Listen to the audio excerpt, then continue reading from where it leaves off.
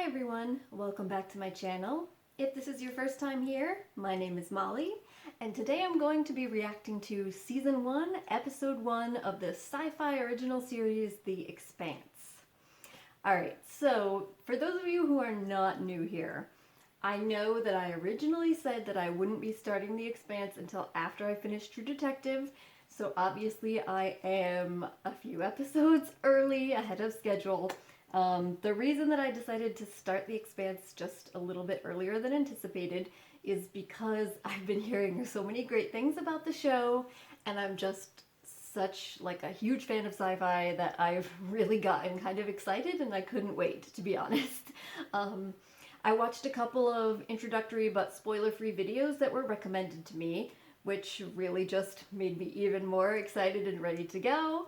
So I decided, I have a little bit of extra time coming up over the next week and a half or so, since the holidays are happening. So I figured, I got a little extra time to film some videos, so why not jump into The Expanse as well, and I can do all three series.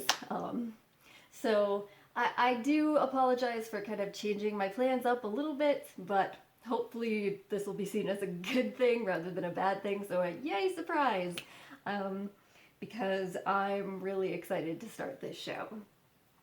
So, since I've watched some of these spoiler-free videos done by various people online, including Alt-Shift-X, I do have a bit of a background of the setting, so I know that we're going into a time frame where humans have colonized out beyond Earth, so they had a colony on Mars, which Mars has now broken off into its own kind of separate world, government, with their own separate military, and they have conflicts with Earth, and then there's also various kind of outposts that are colonial outposts that are known as the Belt, which are, I guess, under kind of the dominion or control of both Earth and Mars to some extent, and that there's conflicts between all of these different groups. And so then I also know that the story is going to kind of start off with a bit of a mystery that one of the main characters, who is a detective, is going to be investigating. But, I mean, other than that, I don't really know a ton. I know, based on the videos that I've seen, that this is supposed to be quite different from a lot of other sci-fi shows because they try to be as kind of realistic as possible in terms of what ships can do and what would actually happen in certain situations, the kind of technology that might be available at this point in time. I mean, obviously it's fiction, it's sci-fi, so it's not really going to be accurate, but more accurate than some of the things you'd see in Star Trek, where it's just as though gravity kind of disappears on all of the massive starships and stuff. So I'm looking forward to seeing how that plays out here. I'm really excited about the concept of a show that has been described as a combination of Game of Thrones and Battlestar Galactica, because those are two of my favorite shows of all time, Game of Thrones being my #1, but I also really loved Battlestar Galactica.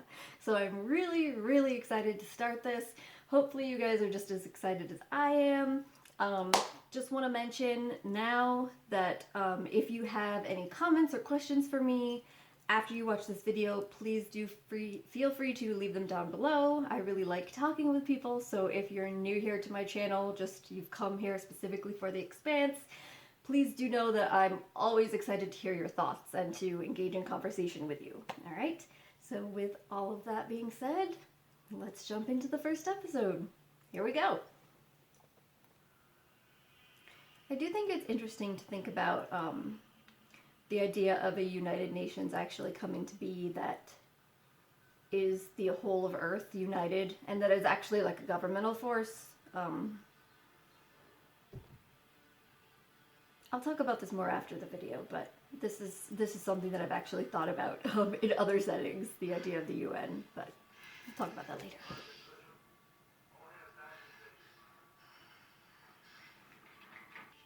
She's dehydrating.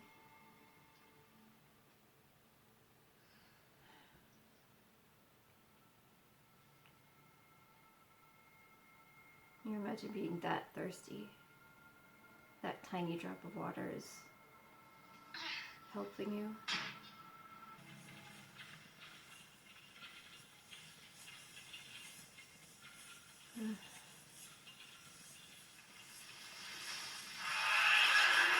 Is that thing eating people? Operations in low G, huh? Someday, see every Belter's gonna look just like that. What about you? About what you tell? Let me help you with that, Angeloda. This one. Yes, spurs at the top of his spine where the bones didn't fuse right. He got that cheap bone density juice when he was a child. Probably a ward of the station. It's kind of an He disguises himself. interesting accent. Just like me. Yet nothing like you, long bone. Take your OPA bullshit back to the Medina. Wait for the revolution. Black sheep. Went to college, got involved with It's kind of like the Horizons Foundation. rough and tumble, sort of burnt out cop detective story this is, but Parents want her found in also. space. Probably got tired of her I like embarrassing it. the old man. So in the files. Especially because it's Thomas Jane, you know. I'm So what's my contract exactly? Find Julie Mao if she's still here on series, detain her and ship her home. Kidnap job. My pleasure. Doesn't seem to be doing so well. Hey! You know what I just can't figure out? That's Mike from Breaking Bad. We make it all this way. So Awesome. far out into the darkness.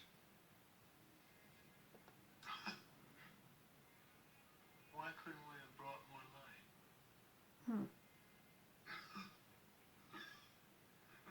I hear you, Hope. Come on now, X. Whoa, whoa, whoa!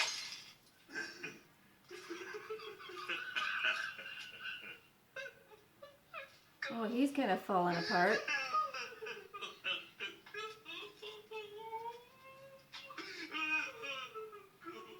Mrs. Earth. Say we move on and let the good God Darwin sort it out. What? Goes around, comes around. One of these days it's gonna be us stranded out there. Like, seriously, you're just gonna ignore the distress call? The captain gave an order, people. Purge the logs. Although, again, Set the watch business, corporate sort of climate, that does seem like a realistic. Natural.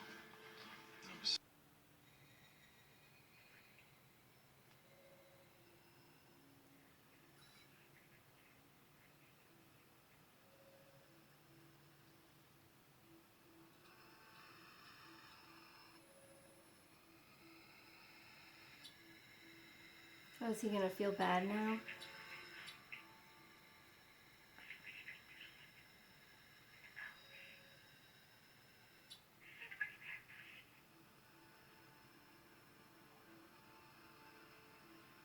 I mean, right, can you really listen to somebody, like, begging for help? And just ignore that?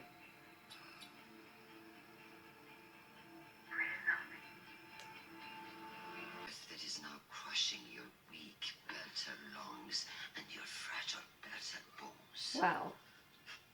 All you have to do to make it stop is talk. You're an OPA terrorist.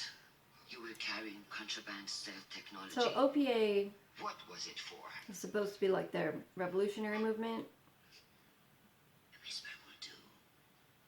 If that's all you can manage. So it's supposed to be like a play on IRA. I don't think he's given in Another 10 hours.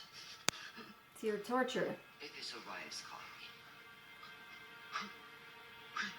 Scuttles the ship. Make sure that ice stays put.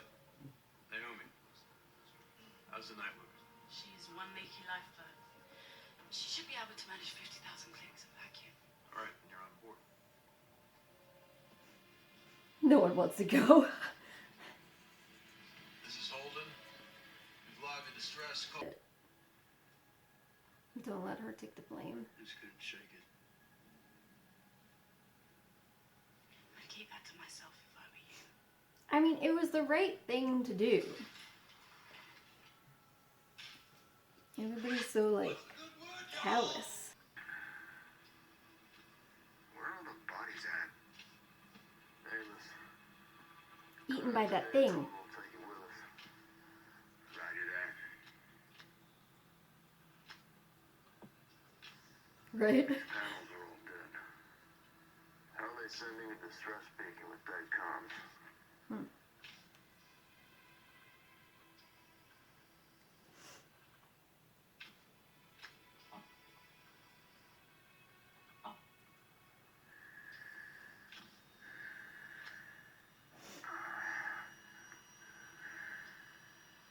Does that look like a... Well, maybe not. If it was a bomb, we'd be toast. It's a transmitter. So that's the distress signal. Somebody planted it. Pirate bait. McDowell was right. So Holding you an A1 tight beam from the Canterbury. it's a trap? Coleman, ship just appeared near your location. Trapped by what or who? Didn't show up on any of our scopes. We're setting you a rendezvous point. Get the hell back here. Uh-oh.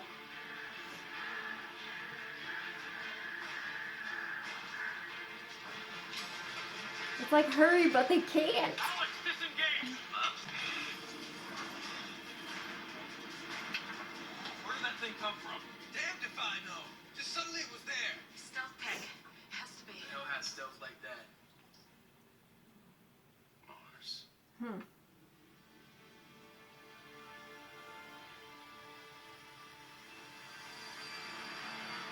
Ooh. That's creepy.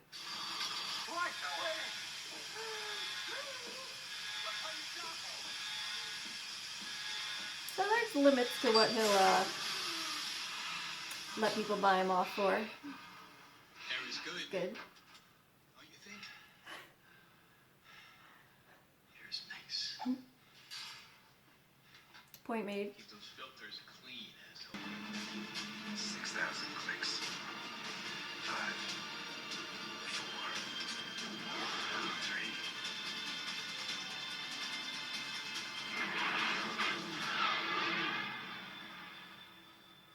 Okay. Those weren't meant for us. It's going for the big ship? Canterbury bird like hell, you got incoming.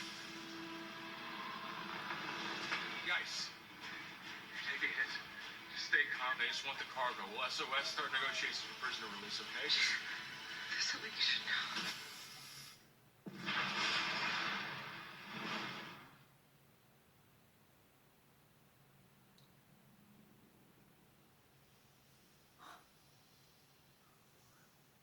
Oh my god.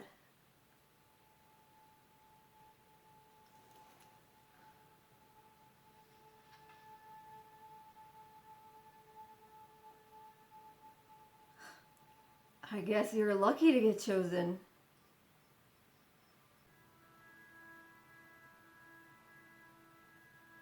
Victor. She's gone.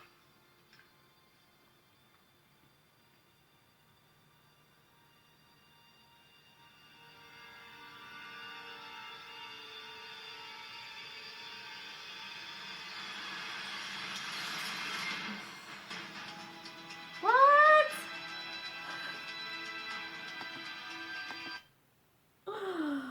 That was the end.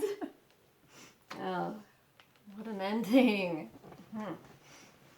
Okay, well, well, that was episode 1 of The Expanse. That was, like I said, that was quite an ending. Wow. So, yeah, I'm really now curious to see what happens next. That was really, in my opinion, a great way to kind of kick off an interesting and exciting series that I can already tell I'm really going to enjoy. So, there's a lot of things to touch upon. I mean, we've seen a lot here. We didn't really see much about Mars out of the 3 kind of like human groups that the show is supposed to focus on. We didn't really see much about Mars, though we heard like kind of the reference to them having stealth tech at the end here, so that maybe they have something to do with whoever has just destroyed their ship, maybe, possibly. We see on Earth, we see a member of the OPA who's supposed to be from the Belt and is supposedly a terrorist being basically tortured for information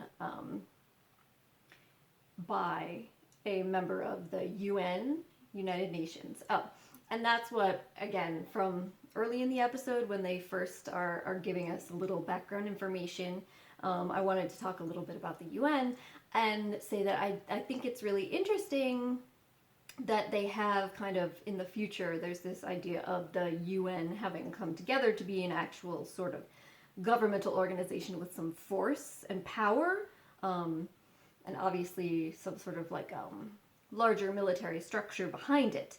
That's something that is interesting to consider, how they got to that point and what actually eventually led humankind to get there. Because as it currently stands, the United Nations is an organization that only sort of works in certain aspects, and really the only reason that it does is because you have all these different nations of the world that are willing to sacrifice at least a little bit of their sovereignty for the idea of the greater good of humankind and to prevent massive world wars from occurring. But at the same time, they're really only giving up a slight amount of sovereignty overall. And the UN doesn't have any sort of standing military, so they rely on the contributions of member states, the volunteer contributions of member states for anything that they feel like they have to enact, whether it's a peacekeeping mission or some sort of penalization against a nation that goes against, say, like a human rights code, for instance. And this is actually something that I've studied for one of my degrees. I have degrees in anthropology, and my master's thesis actually related to the UN and peacekeeping. So it's interesting to me to see kind of like future representations of this.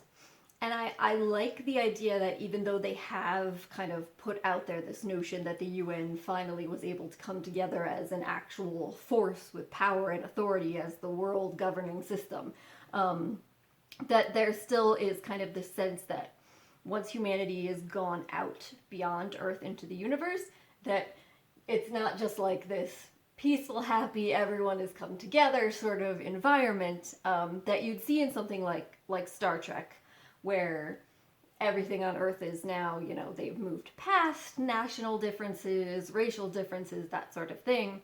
I mean, here, I think this is a more realistic depiction of what you would expect to see, which is that, you know, humanity, people still find ways to divide each other up, and that there's still, like, a lot of conflict, where we basically have a sort of colonial system, colonialism in space in play here. And that, to me, seems like more realistic of what you would expect in a future, even where you're able to bring everyone on the planet together. Eventually, there's going to be this sort of power dynamics put in place. So I'm curious to see more of how that plays out, and I like that it has that kind of more realistic feel to it, even though obviously it's not as pleasant of a future to imagine as the one you'd see in like Star Trek, in Star Trek: The Next Generation in particular, which I did really love. I mean, I love The Next Generation, but this is obviously a very different sort of story. And so then we see a little bit of life on the Belt as well. You see the people there, obviously there's groups there who have these kind of resistance movements that are very displeased with Earth and Mars. And then we have one of our main characters who is Detective Miller, Thomas Jane. Yay, Thomas Jane. And he's been tasked with investigating the disappearance of Julie, who is the woman that we saw in the ship at the beginning, the ship that then later these guys, the people that I'm assuming are the other main characters, go to investigate the distress call from. So she was obviously on that ship, and there was some sort of crazy substance that seemed to have consumed or eaten everyone else, but she had managed to avoid that because she was trapped in some sort of room it took her a while to get out of. And so now I assume we're supposed to think we don't know what happened. Like, did she get eaten by that thing? Or did she escape? Given that when the crew actually gets onto her ship, they see that they see the air vents are open and that there's no bodies there, there's nothing there, there's nothing going on, and somebody obviously had to send the distress signal. So did she escape somehow? And I'm assuming that probably the answer to that is yes, since I would assume that we're not going to have Miller looking for her, searching for an investigation, and then she just got eaten on the ship, though, I mean, could be wrong. Maybe that'll end up being the case. We'll see. So I do think it's interesting that they have kind of like these two different sides, it seems, to the main stories that they're setting up. The one being just this kind of really straightforward detective mystery investigation, like that you would see in like a noir film or show, which is fun, with the kind of grizzled, cynical detective who has been sort of corrupt, but then we see that he's still kind of got like some part of him is not fully corrupt, and he's getting on this case now. He's been assigned to this, so we see this kind of like more straightforward mystery story, and at the same time you're seeing more of the like to be expected kind of like space adventure with various ships, and then, you know, conflicts, battles in space, people getting killed, and then also that there is like a mystery story involved there too, because they go and they don't really know what has happened to this ship where they have answered the distress call.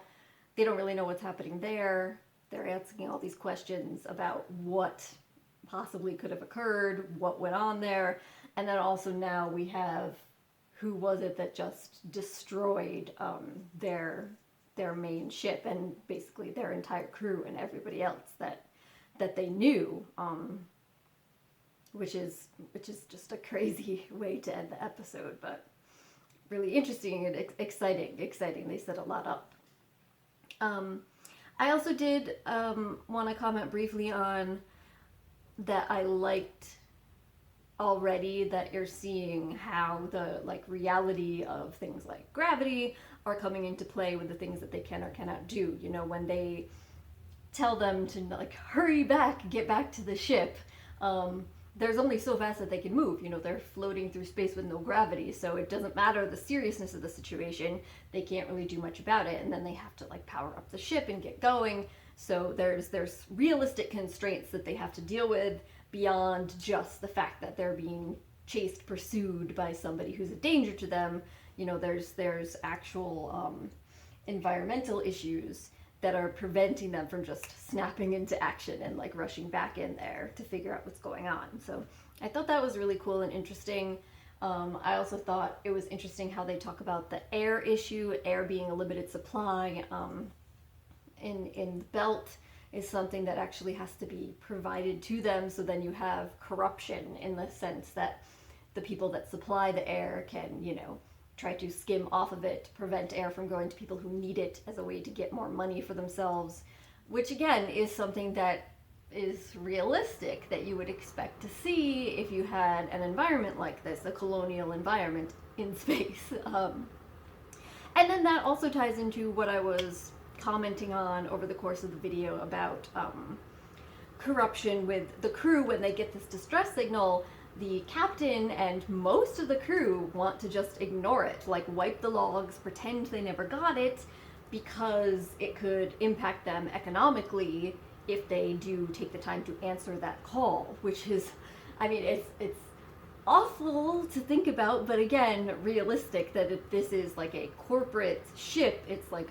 and it's still a capitalist system in space, capitalist colonialist system, that people will have not so great motives, and that profit motive, incentive, will drive them to do things that maybe are not particularly humane. So again, it's not like the utopian idea in Star Trek where you'd expect there to be a distress signal and everyone would be all in trying to help them. And I like that because it's, again, it is more of what you would expect. So I see kind of already the ideas of how this could be sort of similar to Game of Thrones, and that this isn't like a happy idealistic show. You see people acting in realistic ways, and also, as we talked about before, the political dimension of the different groups and factions. So yeah, that was a lot of stuff happening in the first episode, but really interesting. Like, I don't think there was any part of it that I didn't find interesting so far. I'm really curious to see what Miller does with this investigation, you know, what happened to Julie. Like I said, I'm interested to find out more about the politics. We only got a little bit of Earth and not really much of anything else, or really nothing of Mars, so I'm curious to see that. And of course, obviously, I'm curious to find out who just blew up their ship, why they blew up their ship, and what's going to happen to the survivors, the 5 of them who are just now floating out there in space. You know, do they have any way of contacting anyone? Are they still being pursued by whoever just blew up that ship? Are they still in danger? And I mean, even the idea of dealing with the emotional impact of that, just watching like all of your crewmates and friends, and for the person who I assume is going to be one of the main characters, Holden, his significant other or girlfriend sort of person, basically just get blown up in front of their eyes, and now you have to kind of deal with the aftermath of that, both the emotional and actual, you know, realistic, logistical aftermath of that at the same time is a lot. So, but yeah, I mean, I thought that was a great first episode, and I'm really glad that I watched it. I'm thankful to everybody who recommended this show to me and encouraged me and got me really excited to get into it. And I really want to watch the next episode, so if I don't get to it tonight, it's definitely going to be tomorrow, because now that was quite a cliffhanger and I have to know what happens next.